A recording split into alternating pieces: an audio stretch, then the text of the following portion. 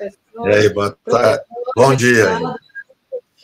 Bom dia. Estava falando aqui, Nasser, que a seleção é outra história. Você precisa, para ganhar um campeonato, uma Copa do Mundo, né? Você precisa ter uma certa maturidade. É muito difícil um time só de jovens ganhar, né? Sem alguns jogadores com algum nível de experiência. A média de idade, em geral, das seleções é 26, 27 anos das campeãs.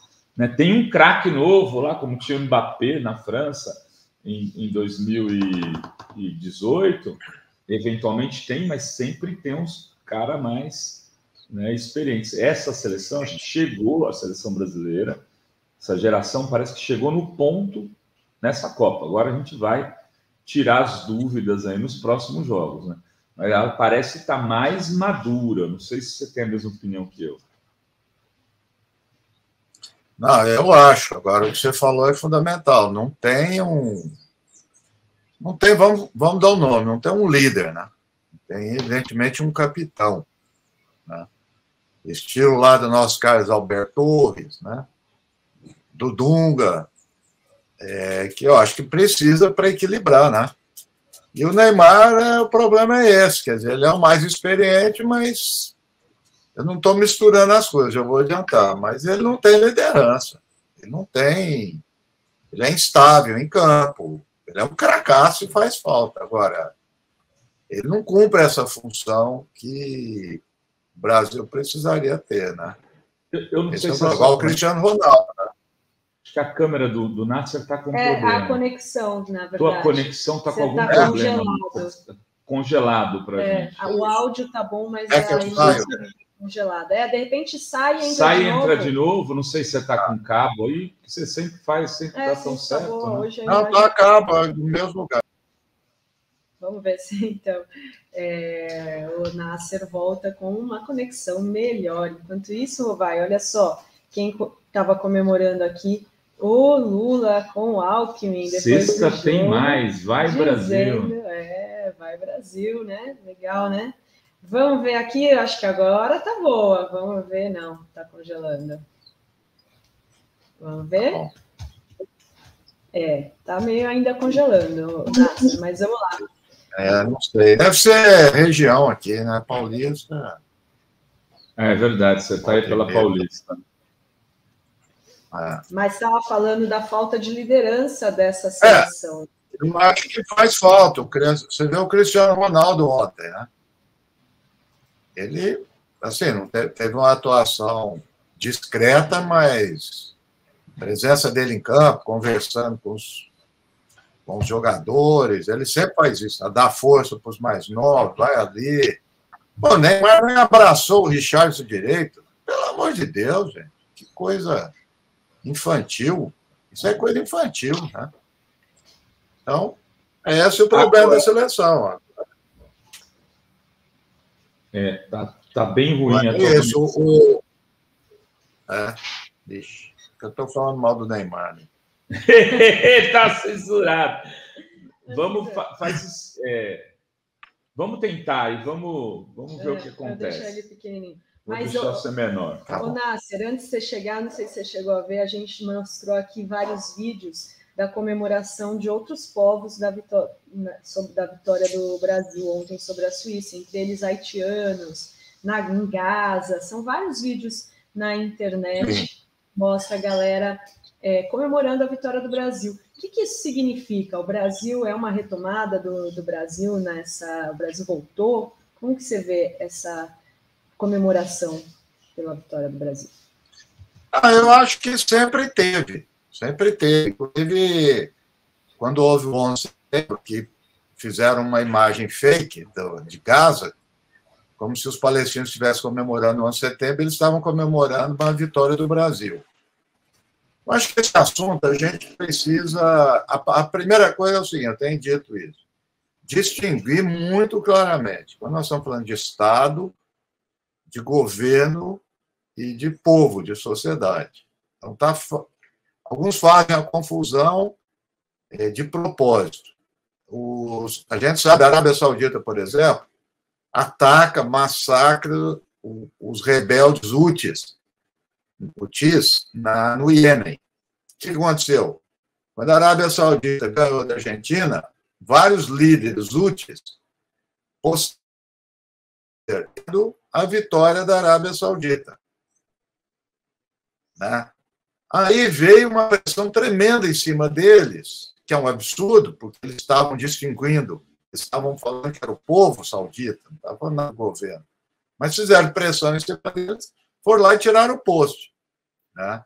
Outro dia, um amigo aí, militante esquerda, também na vitória da Arábia Saudita, colocou lá: esse rei ditador deve estar gostando. Aí eu falei para ele: e o Bolsonaro também, e nós também. Quer dizer, não tem, entendeu? Tem relação. Então, o Brasil sempre teve isso, há muitos anos. Outro dia voltou a aparecer aí nas redes, é um post muito bonito, um cartaz nas ruas do México, e dizendo o seguinte: Copa de 70, hoje não vamos trabalhar, porque nós vamos ver Pelé. Né? Então, acho que tem. O Brasil é um país latino-americano, muitos negros no time. Né? Quer dizer, ele é um tipo de uma identificação, vamos dizer, do explorado, do mais fraco. Ele se identifica, né? Tem uma identificação muito clara. Como eu torço para os... Já por princípio, eu torço para os times da África. Para mim, não tem essa. Toda Copa eu fiz isso. Toda Copa. Não é sem pensar, sabe? Assim, raciocinando. Sem pensar. Eu vou lá e torço para eles. Tá? Então, o futebol é isso. Agora. Desculpa. Pode continuar. Não, que é isso. Agora, as pessoas usam, corporações, usam e abusam dessa confusão, porque na confusão você não consegue estabelecer críticas. Depois a gente pode comentar a questão do Catar. Então, eu acho que essa questão de seleção, você vê, inclusive está gerando o inverso. Eu não esperava isso. Quem está criticando e não vê jogo são os bolsonaristas de quartel. O patriotismo foi para a lata do lixo. Né? Então, isso é assim, é manipulado. As pessoas têm, assim, a energia, têm uma motivação. Às vezes é um jogador. Né? Tem um caso da Argentina, quando o Maradona jogava em Nápoles, a torcida do Nápoles foi para a Argentina, torceu para a Argentina. Né? Então, isso daí, as pessoas têm identificações e vão além disso. Repito, é ruim quando começam a fazer essa confusão. Tá? Mas no caso do Brasil, acho que não tem nada disso, não. Não tem nada disso. Acho que a coisa. Eu vivia, tinha 10 anos, Copa de 70, e eu me lembro perfeitamente do meu pai, todo muito uma angústia, né? Porque era o Médici usava e abusava disso. Inclusive, infelizmente, ele acertou o placar. O Médici falou: vai ficar 4-1. Era uma loucura, porque a Itália era um timão. Mas daí, o que aconteceu? Nada. Não aconteceu nada. Não melhorou o regime de ditadura e as pessoas comemoravam. Né?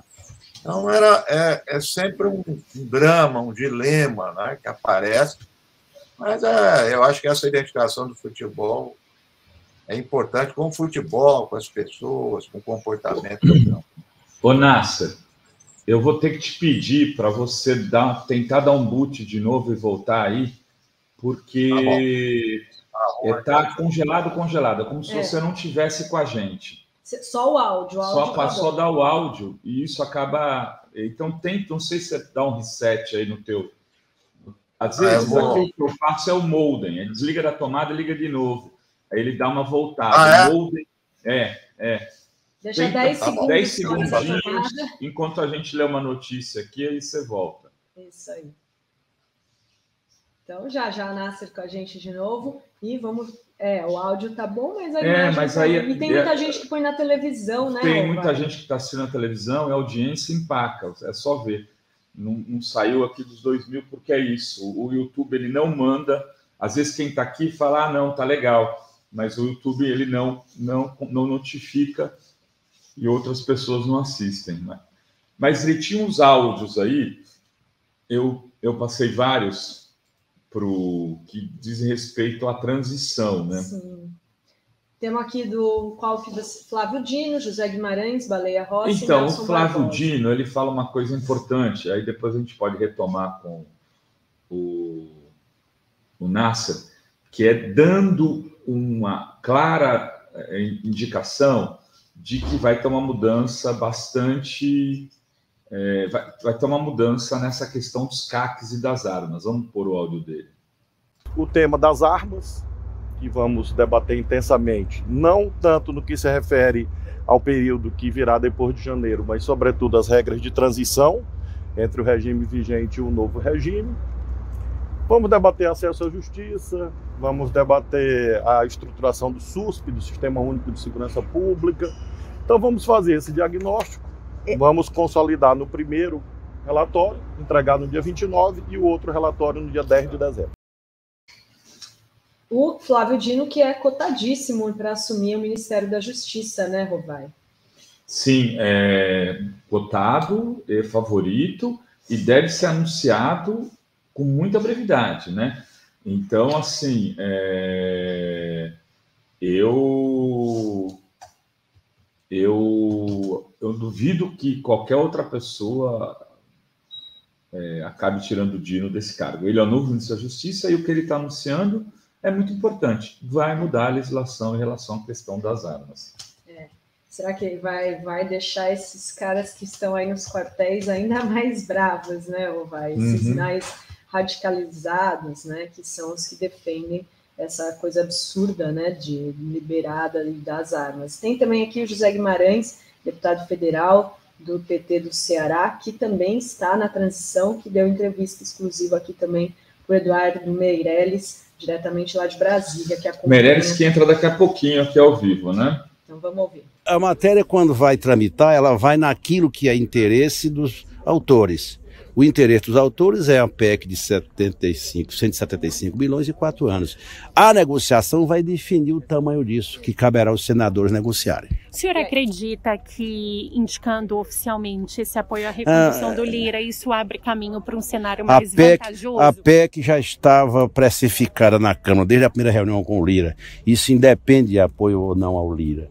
Há um ambiente articulado e consolidado de que a Câmara fará o que o Senado definir politicamente. E é isso que nós vamos fazer. A história da sucessão da Câmara, os blocos, é uma discussão que está também na mesa, mas nós estamos cuidando disso totalmente. Boa. É isso. Já chegou o Nasser de novo? Subimos ele. Nasser, agora melhorou. Olha aí. Aí, entendeu o segredo da esfirra agora. Desliga o modem. Agora pronto, ninguém aguenta. Problemas de conexão, fale com o Rovai. Aqui a gente aprendeu muitos com isso. Olha só, tá passando uns áudios aqui, um deles foi o do Flávio Dino, que deixa claro, Nasser, que vai mudar a legislação em relação à questão dos armamentos no Brasil, e o que vai se discutir não é se vai ter ou não, é como será a transição. Eu imagino que ele chama de transição a questão do quê? Quando vai ter que fechar esses CACs, o que esses CACs vão ter que fazer, essas armas como serão devolvidas, é isso que vai se discutir. Bem claro a frase dele. Não, ótimo, e vai ser uma briga, né? Vai ser uma briga. Eu acho que nós vamos ter que estar preparados e eu acho que o governo tem que agir em sintonia com os movimentos sociais, ONGs, mídia, para ganhar essa batalha aí, porque não vai ser fácil, não. Esse é um ponto nevrálgico aí do bolsonarismo, né? E está certo, precisa ser atacado, com certeza. E aí tem uma outra fala que, quando você estava arrumando a conexão aí, surgiu que foi a do Zé Guimarães. A gente está com um repórter agora em Brasília, o Eduardo Meirelles, vai entrar logo depois de você aqui. A gente também chamei a vereadora que foi atacada lá de Sinop, ela vai entrar aqui, Graciele, vai entrar aqui também, viu, Nasser? Legal. E o Zé Guimarães diz o seguinte, olha, a gente vai votar essa PEC e sinaliza que vai apoiar o Lira. Parece que o caminho é esse, Nasser. É ossos do ofício, ué. Ossos do orifício, né? Não, isso é assim, gente. A questão é o seguinte, eu acho que tem que distinguir muita coisa. Negócio de aliança, de acordo, de tudo, desde que tenha uma estratégia. Aí sim, é lógico, se tem uma estratégia, se tem um objetivo, como chegar a ele? Né? Tem que ter a velha a questão de linguagem, não é só militar, mas da política, de tática e estratégia. Se isso for uma tática, ok, vamos para ela, porque a estratégia maior é o orçamento para ajudar os pobres. Isso aí é um objetivo supremo para chegar a isso. Eu não uso muito aquela frase do Maquiavel, fala os fins importam mais que os meios, não sei o quê. Eu gosto uma do Rousseau. Quem quer os fins, quer os meios. Então é isso, eu acho muito mais sentido. Então, se esse é o fim, esse é o meio. Não tem outro jeito. E vamos ser bem objetivo. Vou conversar com uma das pessoas que defende essa tese. Não vou dizer o nome, porque era uma conversa ali, né? Ele é um assessor e também acho que... Ele diz o seguinte, Rovai, na Assembleia de Minas, lá que é de onde ele vem, toda a eleição se decide em função da correlação de forças. E o PT sempre faz acordo. Em São Paulo, faz 15, 20 anos que o PT está com a Secretaria-Geral e apoia um candidato a PSDB. Em várias cidades é assim, você olha, você tem 3, eu tenho 2, eu tenho 1, você forma maiorias e segue o jogo. E no Congresso sempre se faz um baita do... Melhor perder. Eu ouvi duas... Para quem? O Lula foi muito honesto. Eu vi 2 entrevistas dele, 2 ou 3 entrevistas. Durante a campanha, quando perguntaram sobre isso para ele, ele respondeu o seguinte, ele falou, olha, quando eu ganhei a eleição lá, acho que foi 2002, não a segunda, a primeira, todo mundo muito empolgado, na Câmara, não sei o quê, vieram me procurar para apoiar o Greenhalgh para liderança. Para presidência. Para presidência, desculpa, para presidente. E aí ele falou, vamos com cuidado, não, o Greenhalgh, não sei o que e tal. Aí não ganhou, que foi para o segundo turno, né, a segunda votação, e aí foi eleito o Severino. Aí ele falou, nunca ouvi falar desse Severino, o Lula dizendo. Falei, quem é o Severino? Me dá o telefone dele. Deu. Oi, Severino, precisamos conversar. Aí ele disse, já falei isso para o pessoal. Câmara, essa discussão da Câmara, etc., é de vocês lá, é dos partidos. A gente não pode influenciar, mas não querer colocar, né? Então é isso. Na verdade, o que a gente tem que fazer é eleger deputados melhores. Essa que é a questão. Eles foram eleitos, fazer o quê? Então, exatamente. Não tem jeito. A correlação de forças é essa. E você trabalha na lógica da correlação de forças. O que eu acho é que tem que ter meta, é isso que eu estou dizendo. Nós vamos fazer isso aqui, vai acontecer para quê? Né? Quer dizer, compensa fazer isso? Então, eu avaliaria todos nós que compensa. Então, vamos nisso. Eu acho que é sempre essas questões pontuais que vão definindo um objetivo, né, claro, de chegada. Né? Odri, tem o áudio do Nelson Barbosa, que foi ministro, né, da Dilma, da Economia, e eu queria colocar aqui para o Nasser ouvir, porque implica num debate sobre a questão do Haddad ser ministro da Fazenda, do novo governo. Queria saber da opinião dele. E ele fala da PEC, é uma reportagem também feita a partir da contratação que a gente fez aí, do Eduardo Meirelles, lá de Brasília. O fato é que não há no orçamento para 2023 previsão para manutenção do Auxílio Brasil ou novo Bolsa Família no valor atual. Então é urgente garantir a manutenção desse valor. Tem milhões de pessoas que dependem desse benefício para o seu dia a dia. Então o governo eleito está procurando todas as formas possíveis para garantir isso. E não só isso, mas também a manutenção de vários programas necessários, como farmácia popular, merenda escolar, ônibus escolares, vacinação. Nós acabamos de ver a questão dos passaportes, foram temporariamente suspensos por falta de verba. Então tem vários programas que não estão com os recursos necessários para o seu funcionamento a partir de 1º de janeiro do ano que vem. Então é necessário complementar esse orçamento. Até o governo atual disse que, se fosse reeleito, faria isso. Por isso a PEC é necessária. Não dá para esperar até 1º de janeiro. Agora, o governo considera outras soluções, mas a melhor solução é fazer uma PEC. E vamos ver como isso evolui. E a melhor seria já resolver os 4 anos, né, gente? Claro, senão vai sangrar. Vai ficar toda... É um martírio isso aí. Todo ano aquela luta com a Câmara para aprovar de novo, né? O ano que vem. Exatamente, é isso que interessaria os deputados. Deixa amarrar, né? Segura o cavalinho aqui na amarrada do poste e todo ano vamos ver se ele vai sair para andar. Mas o governo tem que fazer essa aprovação agora, que tem força. Não tem jeito. E o Haddad foi convidado ontem, convidado pelo Lula, a participar do GT de Economia, o que dá um sinal claro, né, Nasser? É ele, o novo ministro da Fazenda. Acho que o Haddad... Eu já vi essa notícia há uma semana, mais ou menos. Você que sabe mais da notícia, mas pelo que está acontecendo, esse encontro dele aqui em São Paulo, né, ele vem aparecendo mais e, ao que tudo indica, vai ser ele. Agora, vamos ver com quem vai compor, né?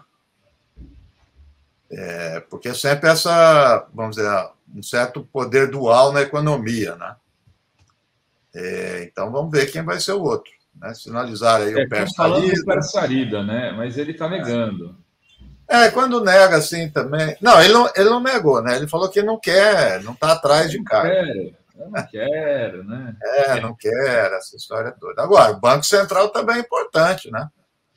A gente lembra lá da época do Lula, porque também era outro problema, que era o Meirelles, e sempre dava sempre tem que estar articulação com o ministro da Economia, né? Se você for ver, Nasser, já tem o Banco Central, de alguma maneira, na mão da direita. Com certeza. Já está. A independência do Banco Central transformou... esse equilíbrio já está dado. Aqui, não querendo ser cabotino, mas vou mostrar aqui, ó. Haddad ou Padilha na Fazenda. Matéria do dia 8, aqui está aqui, 8/11/2022. Há 21 dias, quem assiste aqui a fórum sabia já do nome do Haddad como uma possibilidade. Ou seja, logo depois da eleição, 4 ou 5 dias depois, eu dei o Haddad como o provável ministro da Fazenda, quando ninguém da mídia corporativa... A mídia estava falando em relações exteriores. Exatamente. Então, dei aqui grande. E, assim, a possibilidade do Haddad não ir, até expliquei no dia, era ele não querer. Mas eu acho que ele está gostando. Acho que ele quer mesmo. Ele está gostando. Está gostando. Eu encontrei... Pode falar. Eu encontrei outro dia um amigo meu que está no meio empresarial, de esquerda, está no meio empresarial, trabalha muito com responsabilidade social. Falar o nome dele aqui não, mas ele é uma figura importante aí. Ele estava, assim, exultante que vai ser o Haddad, achava muito bom, ele estava, assim, no fim de semana, né? Achei até... Estava até meio exagerado na coisa dele. Mas, enfim, eu acho que isso daí já está meio que estabelecido. Viu? Eu acho que ele vai ser, se for, um grande ministro. Eu também acho que ele tem todas as condições de ser. Na verdade, é um grande quadro. Uhum. E é importante, inclusive, né? Mas o Haddad não se elege. O problema não é o Haddad, vamos combinar. O problema é que São Paulo é inóspito à esquerda ao campo progressista desde sempre. Aqui ganhava Jânio Quadros, né? Maluf. O Brizola tinha 1% dos votos. O PT conseguiu ultrapassar e quebrar essa barreira pela primeira vez com Erundina. Depois veio uma reação violenta, né? Exatamente. Aí, mais 2 mandatos sem, elege a Marta. Aí fica 2 mandatos sem, elege o Haddad. Aí vai ficar 2 mandatos sem e vai eleger o Boulos agora, na próxima eleição. Eu, particularmente, já falei isso para o Boulos. Eu não iria nisso nunca, porque Prefeitura de São Paulo é cemitério de político. Tem esse... Não tem um. Não, mesmo o Serra, essa turma vai, sai, volta, você vê o Dória, tudo. É cemitério de político. Eu não iria nunca para isso. Mesmo eu acho que é projeção nacional. O Haddad, né, que fez uma boa gestão na prefeitura, não se reelegeu. Né? Claro, olha, eu lembro como que pegava tantos projetos importantes. Eu lembro da história discutindo a bicicleta, faixa de bicicleta. Olha, uma professora, olha o que eu vou falar aqui, da área de você, comunicação, linguística, da PUC, livre docente. Eu lembro disso. Ela escreveu. Lembro disso. Que o vermelho de não sei o quê, tudo era de comunista. Exatamente. Ela identificou a cor, que é mundial para a identificação das ciclovias, como uma propaganda marxista-leninista, petista, dadista no chão de São Paulo. O artigo dela saiu na grande mídia, com destaque. Olha, se não me engano. Assim, um negócio assim, horroroso, não é que é de direito, mal argumentado, uma cor horrorosa. Então, foram para cima dele com tudo. Um negócio... Na posse da Dilma, em 2014, eu sentei do lado do Nicoleles e de um pessoal do Bradesco. Não conheço, não sei quem são exatamente. Também, se soubesse, não ia aqui cometer essa...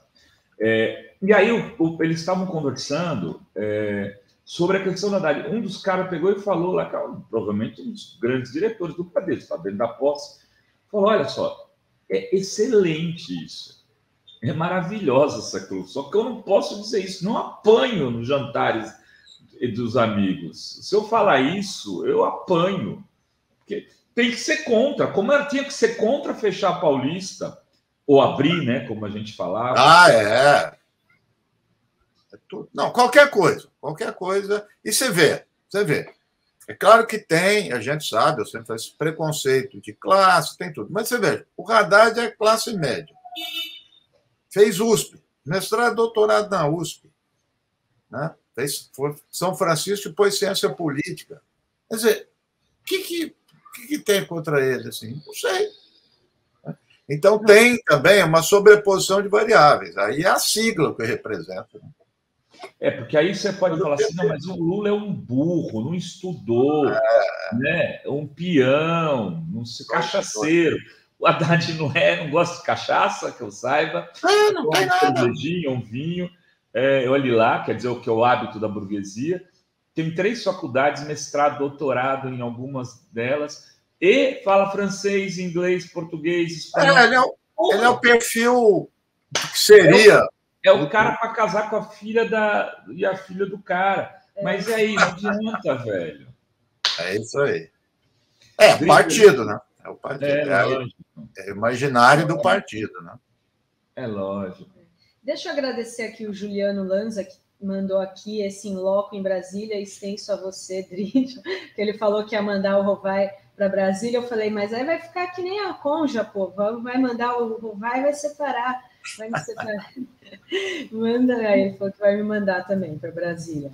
Falta o Luca e o Caramelo, tá, Juliana? A Dulce Costa está chegando aqui como membra. Muito bem-vinda, Dulce, muito obrigada. E o Sérgio Luiz Bertozzi, a gente estava falando da Copa, ele está dizendo que o Cazé não é bolsonarista, pelo contrário. Não é. Quem comenta os jogos é o Juninho Pernambucano, lulista de longa data. Detalhe importante, ele é vascaíno roxo.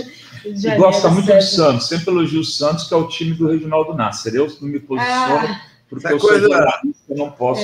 Não, falar. Mas eu queria voltar à história Sou jornalista, eu estou cobrindo... Eu não posso falar que time eu torço. Eu queria voltar, que a gente estava falando dessa questão do Catar sediar a Copa desse ano, né? E a gente recebeu aqui na semana ontem, né, o Jamil Chad, que falava, né, além de todas essas violações de direitos humanos que a gente vem acompanhando, né, que ocorrem no país, que vai ficar para o país? Não vai ficar nada, né, que esse país ganha para realizar uma Copa ali, né, no país. Então, vamos lá. Você lembra o tripé? Aqui é meio cabotinho, mas é professor de metodologia. Eu encho o saco dos alunos. Estado, governo e sociedade. Olha só. Primeira coisa, eu estou muito irritado com esse negócio assim. Quem não sabe que o Qatar fazia isso? Todo mundo sabe. Tá? Óbvio, eu estou de primeira linha, dos maiores críticos do Qatar, até porque o governo do Qatar, a elite do Qatar, menospreza palestino, trata palestino como lixo. Né? São trilionários. Pra você ter uma ideia, os sheiks do Qatar, lá, a família, ele tem mais propriedade em Londres do que a família real. Não tem islamofobia com ele. Islamofobia com o pobre, com o árabe pobre, que é islâmico pobre. Então, todo mundo sabia isso. Vamos lá. O Qatar mantém os maiores clubes do mundo, que é o PSG. Uhum. Só com o Neymar, foi divulgado, a imagem do Neymar, estão gastando $1 bilhão. Nossa. Eles investem em camisa, em institutos culturais, eles dão dinheiro, em escolas. Quer dizer, eles são o Ocidente. Entendeu? Então o Oriente nada. Eles vivem na Europa, eles estão lá em Champs-Élysées, eles são aqueles Rolls Royce, ou seja, tem uma ligação não é muito forte. É um elo que tem a elite americana, elite europeia e as monarquias do Golfo. Há uns 4 anos, o pai do genro do Trump, estava com um problema financeiro, tinha um arranha-céu que dava muito prejuízo para ele lá em Nova York. O sheik do Qatar comprou, fazer um favorzinho para ele. Então, vamos parar com esse negócio. Então, isso aí é o Qatar, isso é a coisa. Então, que o que faz com os imigrantes, todo mundo sabe, antes de ter a Copa. Né? A posição em relação a eles, a LGBTQ+, também sabe de tudo. Sabe que é um Estado repressivo. Que joguinho de cena é esse agora? Pelo amor de Deus. A ministra alemã que virou aí uma ídolo porque pôs lá a abraçadeira. O dia seguinte, eu li na Reuters, dizendo o seguinte: uns ministros do Qatar surpresos com aquilo. Por quê? Porque em privado, disse ele, nós recebemos os maiores rasgados elogios da ministra e de todos os ministros da Alemanha, que inclusive aumentou a compra de gás com a guerra da Coreia. Estão comprando mais gás do Qatar. O Qatar tem base militar dos Estados Unidos, compra arma de todos os europeus. Que negócio é esse agora? Que joguinho de cena é esse? Isso é uma bobagem. Quer dizer, bobagem que eu estou dizendo. Deve-se criticar, como eu critico, a elite e o governo do Qatar. Agora, não é o país. Isso é o país, é outra coisa. Mas o Qatar, quem é o Qatar? Né? São essa elite. Mas o maior PIB per capita do mundo. E tem gente na miséria, então uma desigualdade tremenda. Então é isso, não tem. Quer dizer, não dá para entrar nessa onda. Entendeu? Agora, a elite do Qatar, quando ela joga aquilo lá, por exemplo, do álcool lá, né? Todo mundo sabia. Agora, o que ela faz? Ali naquele momento, eles tentam entrar em sintonia com a população muçulmana. Porque a população muçulmana realmente não. Qualquer lugar do mundo, independente do governo, a grande maioria não consome álcool. Não consome álcool. Veja, eu acho até que, claro, o Qatar devia. No Marrocos, não é proibido, mas os restaurantes, a maioria não vende porque não quer vender. Entendeu? Então, grande maioria lá no Marrocos não vende. Eu custei achar um lugar lá para tomar um vinho, mas não é proibido. Então, cada país também. Agora, Eu tenho amigo lá no... Na Índia também você não acha, Nácio? Índia, quer dizer... Você só acha em lugares reservados, com... Agora, eu também não caio na outra coisa de relativismo cultural. Também dizer, é coisa deles. Não é coisa deles, lá do Oriente, é coisa do governo. Eu já disse isso. O governo ditatorial ele pode ser muçulmano, católico e ateu. A qualificação que eu faço é ditatorial. Não é porque é ditador muçulmano. Sendo ditadura já basta para mim, não precisa qualificar, né? Então, é muita hipocrisia nessa coisa, muito estardalhaço. No final das contas, todo mundo vai baixar a bola, a Alemanha vai para casa, vai continuar com os negócios, vão continuar vendendo arma para o Catar e assim por diante. Então, é muita hipocrisia nisso. Como é que as pessoas entram numa coisa dessa? Muito bem. Dri, tem mais algum? Não, é isso. Eu vi que pediram um recorte aí, não sei se você passou. Já passei, vou inclusive colocar aqui. Eu ia falar do Bananinha. Boa, vamos falar. Não, porque, se a gente lembrar, faz 2 anos onde ele teve?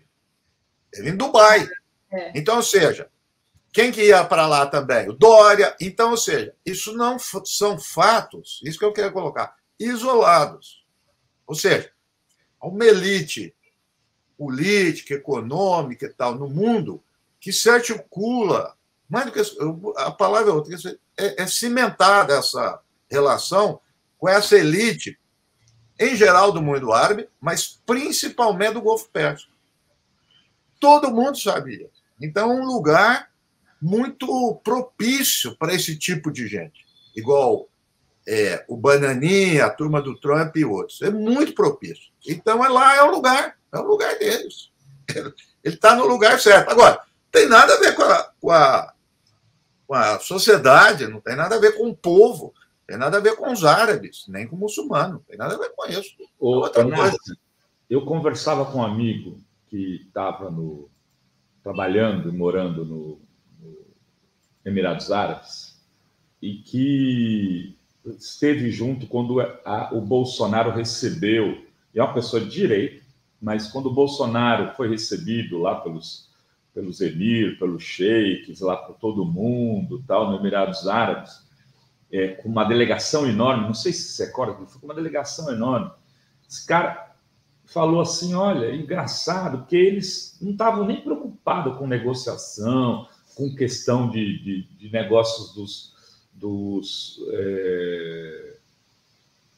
das empresas, mas eles estavam preocupados em comprar apartamento, saber como funcionava o Emirados Árabes e tal. E aí, ali no meio da conversa, porque a pessoa não queria liberar muita coisa, não, mas deixou transparecer que muitos estavam comprando imóveis lá. Sim. Então, eles estão lavando o dinheiro, ao que isso, provavelmente. Para ser bem claro. Em todo sentido. Todo sentido. O Dória, eu preciso lembrar direito, faz 2 anos, ele falou assim, lá é um lugar limpinho, nem parece Oriente Médio. Ele falou, Dubai é um lugar limpinho, por causa daqueles shopping, aquelas coisas todas, né? Eles, olha, eu tenho uns amigos palestinos lá do Aljane, eles foram visitar a família e tudo legal, com passaporte, tudo, fez a conexão em Dubai. Não deixaram eles ir embora. Eles ficaram dormindo 3 dias no aeroporto e voltaram para o Brasil. Depois entraram na justiça e conseguiram. Então, eles tratam os palestinos, assim, árabe, como lixo. Como lixo. Então, é esse tipo de gente. É esse lugar, que é o Catar, é esse lugar que, repito, a elite de lá faz questão de fazer um artifício, porque quando ela fala do álcool, né, é um lugar que ela se identifica com a sociedade. Que é verdade. Eles não comem. Carne de porco. Eu tenho amigo meu, não encosta aí não, que tem carne de porco. É isso. Então, ele faz o estardalhaço, porque todo mundo sabia que eles não iam deixar do álcool. Todo mundo sabia. Qual foi a surpresa? Não tinha surpresa nenhuma acontecer isso. Né? Então, essa estratégia, nesse momento que a elite tem trilhões de dólares, na hora que ele é muçulmano, ele se iguala com o pobre. Né? o muçulmano pobre. Então, esse é difícil. Eu estava citando aí dos Houthis, do Iêmen, lá quando começou, a conexão estava ruim, mas é importante porque a Arábia Saudita, o governo da Arábia Saudita, massacra os rebeldes Houthis. Quando a Arábia Saudita ganhou, uns líderes Houthis publicaram elogiando a vitória. Aí foram para cima dos caras, que é gente que de má intenção, querer dizer, o cara é traidor. Traidor nada. Ele falou, estou elogiando o povo árabe. Os jogadores que estavam lá em campo é o povo árabe. Eu estava me identificando com eles. Não é com a Arábia Saudita. Aí eles até tiraram o nome e falaram, falaram a região da Arábia Saudita e não o nome. Né? Então é sempre essa confusão, né, que se tem. Hoje tem Irã e Estados Unidos. É à tarde, não é? Não. É à tarde? Eu acho que sim, pelo que eu estou vendo aqui agora. Eu até fui olhar e falei, estou aqui tomando... Não, mas não tem problema. Não, mas eu ia falar sobre... Gales, Inglaterra, Equador e Senegal agora. É 16 horas. Ô, Nasser, deixa eu subir aqui para bater mais 5 minutos de papo contigo aqui. Junto com o Eduardo Meirelles, que está assumindo lá a correspondência desde Brasília para a revista Fórum, está lá cobrindo a transição, né, do governo Lula lá no CCBB. No momento ele não está no CCBB, ele vai para lá daqui a pouco, mas ele apurou algumas coisas. Eu queria até saber a tua opinião aí, porque tem uns ministérios que meio que muita gente já falou, e agora tem talvez os chefes das armas aí, né, Eduardo? Que você acabou de me passar aqui por WhatsApp. Bem-vindo, seja bem-vindo. É isso mesmo, Rovai. Bom dia, professor Reginaldo Nasser, Dri, bom dia aos nossos ouvintes, né, aqui da revista Fórum. Rovai, ontem eu tive durante o dia lá no CCBB e pude apurar que o presidente Lula e o Geraldo Alckmin se reuniram com José Múcio e com os ex-comandantes das Forças Armadas, como o Junichi Saito, da Aeronáutica, o Enzo Peri, do Exército, e Nivaldo Rossato, da Aeronáutica. E, segundo os assessores do presidente, a escolha dos novos comandantes do Exército, Aeronáutica e Marinha vão ser pelo critério da antiguidade, porque o presidente Lula quer manter esse canal direto com os militares, prestigiando a corporação, como ocorreu nos seus 2 últimos mandatos, e ele também não quer colocar um militar no comando da pasta. Então, o nome que está sendo ventilado para poder comandar o Ministério da Defesa mesmo é o de José Múcio, o ex-presidente do TCU, que ele passou lá por nós, conversou e disse que a partir da semana que vem, os novos nomes que serão anunciados por Lula no comando do Ministério vão assumir definitivamente essa parte da transição também. E, fazendo a apuração pelo critério da antiguidade e da patente que o Múcio anunciou, os 3 cotados para chefiarem essas forças são o general Júlio César de Arruda, que deve ser indicado como novo comandante do Exército, o almirante Marcos Sampaio Olsen, que deve ser o novo comandante da Marinha, e o brigadeiro Marcelo Damasceno, que deve ser indicado comandante da Força Aérea. Havia anteriormente falado bastante no nome também do Aldo Rebelo, mas agora o que tem se falado mesmo é de José Múcio. E deve ser realmente anunciado já na próxima semana. O Lula não deve... O Aldo Rebelo era balão de ensaio. Faz tempo que houve um distanciamento muito grande dele com a direção do PT, do campo progressista, né, Nasser? Agora, eu queria perguntar para o Nasser sobre isso. Primeiro, o que você acha do Múcio? Segundo, Nasser, o que você acha de ele escolher os comandantes das armas pela antiguidade? Esse critério muito republicano que foi usado também para a PGR lá atrás, te agrada? Eu tenho um pouco de receio, já estou aqui adiantando o meu parecer. Eu acho, o Múcio, eu lembro vagamente dele, eu não tinha a mínima ideia que ele tinha trânsito na área de defesa, né? Sei que ele foi do TCU, passou tudo quanto é partido de centro, de direita e tudo mais. E sei que era amigo do Lula. O ministro da Defesa... A articulação política, acho que do primeiro governo Lula, se não me engano. Né?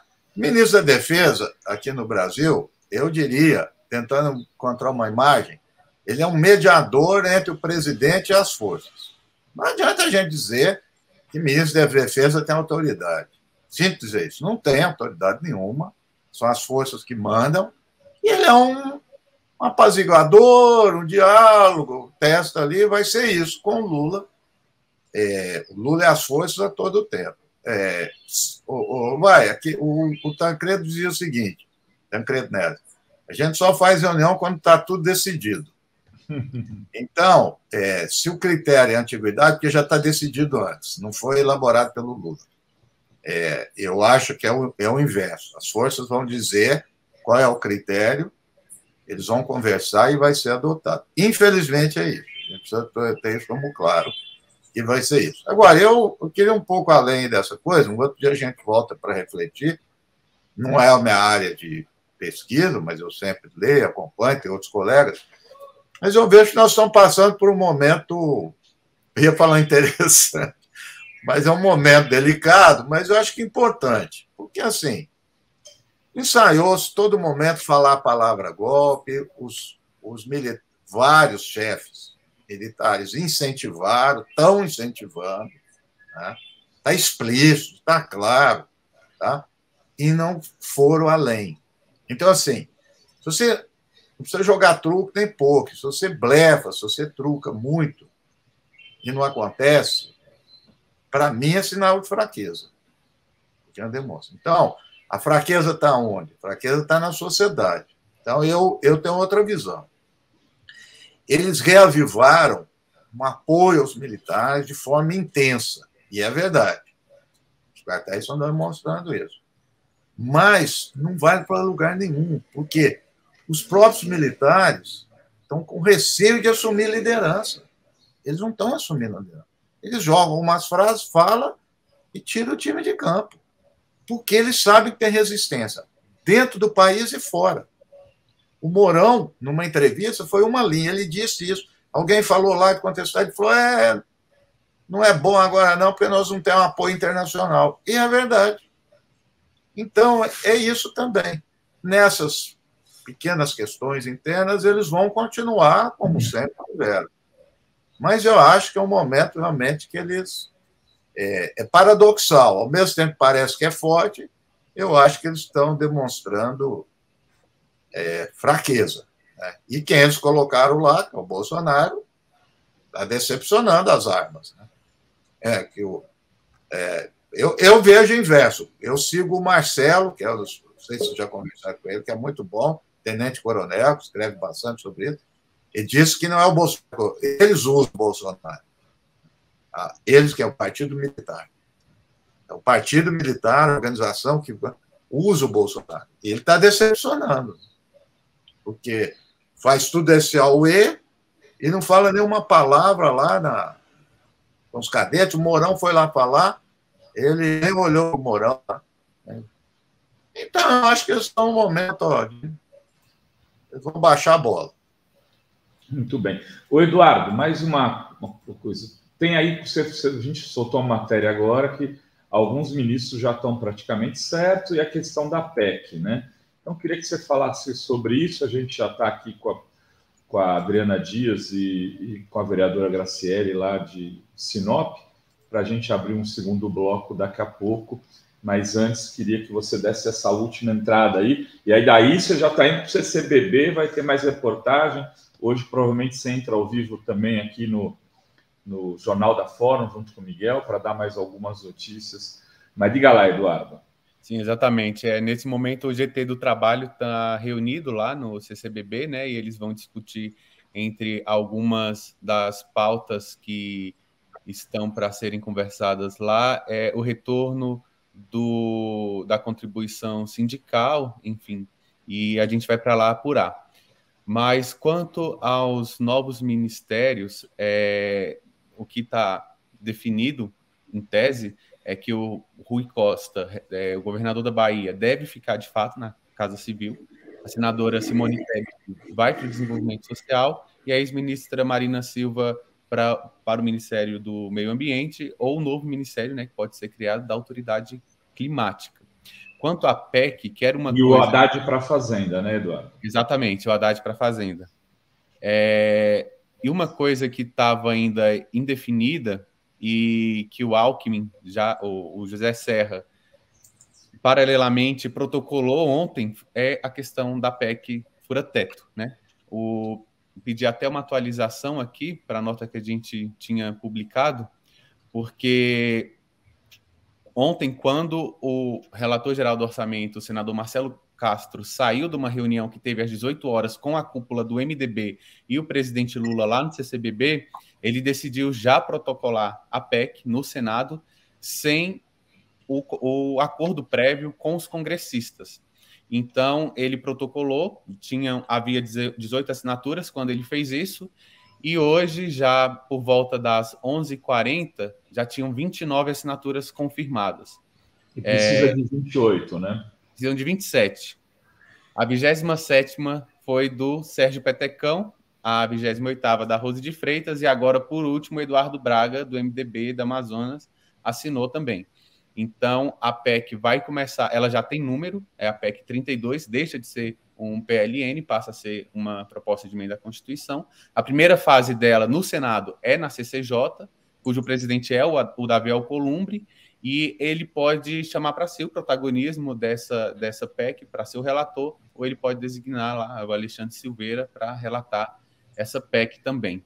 E o José Serra havia protocolado também um outro texto com 27 assinaturas que a proposta era substituir o texto por uma regra de limite ao endividamento do governo federal. E diferente do texto que foi protocolado por Marcelo Castro, que retira o Bolsa Família do teto, a proposta de Serra era indicar um limite de endividamento de, no máximo, 100 bilhões de abertura de crédito para investimento em programas sociais. Seria uma nova âncora, né?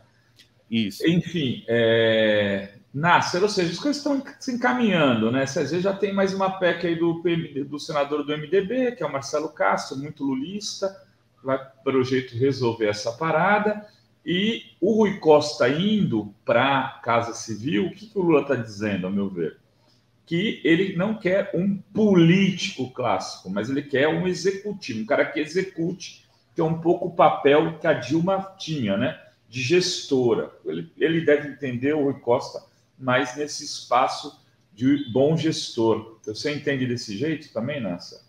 Eu acho que sim. Eu acho que o Lula nunca gostou muito de político ao lado dele. Ele é o comentário que todo mundo fazia, porque tirou lá do bolso do colete. Ele mesmo disse, eu lembro quando ele disse, eu vi a Dilma com laptop na época, apresentando coisa, ele falou, essa é a mulher tal, né? O Haddad também é um perfil mais, vamos dizer, técnico, né? Ele não gosta de político, não. Então, acho que você tem razão. Acho que vai ser por aí, né? Acho que está caminhando bem. O Lula acho que está com uma base, um grupo bom lá no Senado, né? Que o apoia. Quem não está gostando da história, não sei se ele não acompanha mais, aí o Eduardo pode, não sei se tem essa informação, se o Lula acalmou o Renan Calheiros, que está muito bravo, porque é inimigo do Arthur Lira. Uhum. Mas lá no Senado as coisas estão caminhando bem, né? Eu acho que vão caminhar bem. É isso. Você tem alguma informação nesse sentido do Renan, Eduardo? Que eu sinceramente não tenho. Eu vou apurar agora mesmo para vocês e já. Jornal da Fórum, o Eduardo traz aí como novidade. Qual o espírito do Renan? Eduardo, Nasser, muito obrigado a vocês aí pela contribuição. Seja bem-vindo de novo, Eduardo. A comunidade logo vai começar a te encontrar na rua, te cumprimentar. E nem o Nasser. O Nasser não pode mais sair ali na região da Paulista, que é o negócio, velho. Nasser, valeu, meu irmão. Obrigado, valeu, Edu. Obrigado, Dri. Valeu, Obrigado. Dri.